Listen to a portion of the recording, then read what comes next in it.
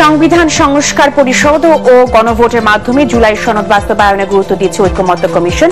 বদিউল আলম মজুমদার। কাল থেকে আবার সংলাপ শুরু।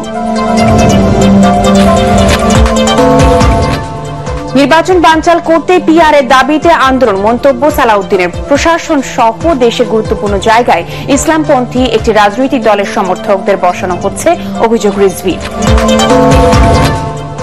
ধর্মের ভিত্তিতে জাতিকে বিভাজিত করার পক্ষে নয় জামায়াতে ইসলামী, বললেন দলটির আমির।